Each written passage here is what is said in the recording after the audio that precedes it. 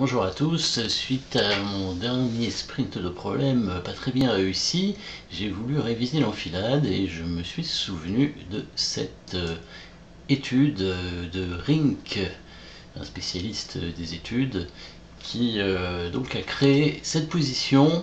Et le but pour les blancs, ici, c'est aux blancs de jouer, et de gagner, bien entendu, mais de gagner principalement la dame.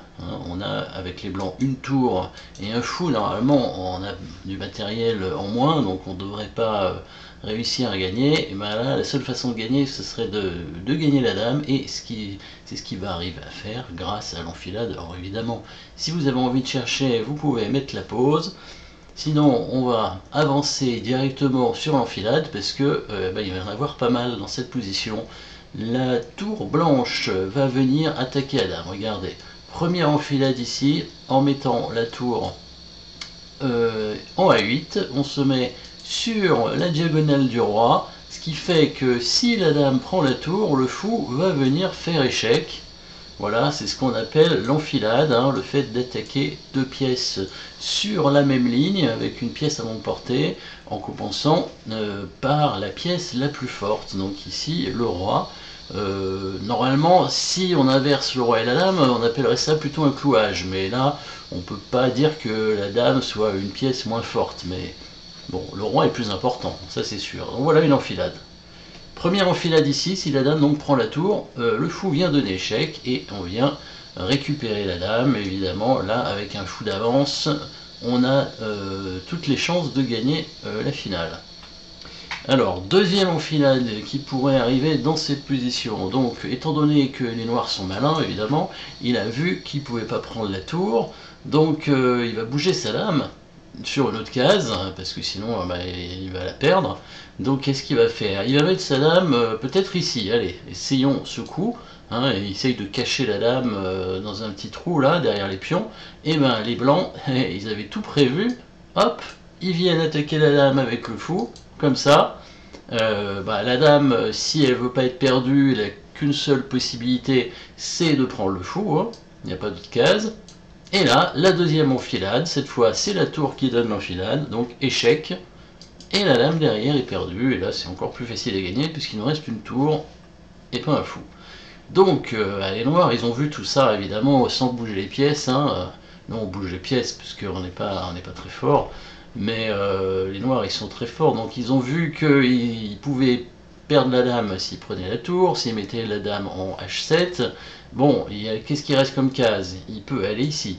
Mais là, ce serait pas très malin, parce que s'il vient sur cette case, directement, la tour vient donner échec et vient gagner la dame. Donc, troisième enfilade de la position. Bon, alors les noirs n'ont pas fini de calculer leur variante. Ils se sont dit, bon, j'ai d'autres cases, c'est pas grave, je peux aller en D5. Voilà, sur cette case ici.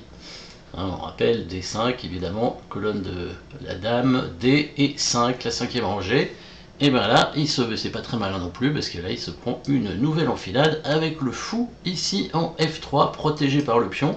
Et on appelle bien ça une enfilade, comme je disais tout à l'heure, la dame, si elle est devant, quoi qu'il arrive, on appellera ça une enfilade, parce que c'est quand même la pièce la plus forte du jeu. Évidemment, la plus importante c'est le roi, mais dans ces cas-là, la dame de toute façon est perdue. Donc quatrième enfilade, du coup, c'est ça, oui, quatrième.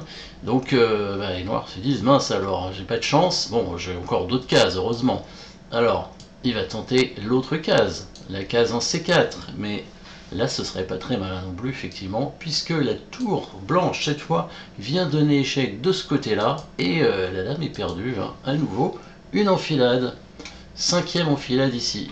Bon, alors, il n'y a plus tellement le choix pour un noir. On s'est dit, je vais aller tout en bas, tout en bas, tout en bas, jusqu'ici, donc en A2, et là je vais être bien tranquille, planqué derrière mon pion. Et là, il n'y a plus de possibilité d'enfilade. Sauf que les blancs, ils avaient vraiment tout prévu.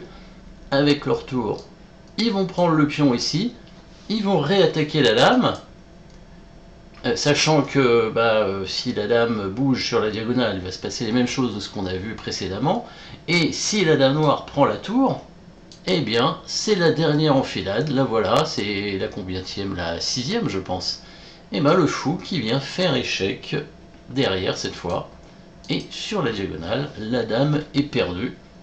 Les noirs, et donc du coup, qui vont perdre leur dame ici par enfilade. Une dernière variante à regarder, si jamais les noirs reviennent évidemment sur la case où ils étaient précédemment, hein, donc ils ont vu que la tour, ils ne pouvaient pas la prendre, leur dame n'avait pas de case, hein, elle était prise quoi qu'il arrive, que ce soit par le roi, par le pion, la tour, le fou, etc. Donc il revient en G8, sa case où il était au départ, mais là, les blancs vont revenir aussi. Et la différence, c'est que cette fois, le pion noir ici a disparu, et donc la dame noire ne peut plus se cacher en A2, et donc elle va forcément être prise par l'une des enfilades qu'on a vues. Voilà, et merci à tous d'avoir suivi cette petite position sur l'enfilade, et puis à très bientôt.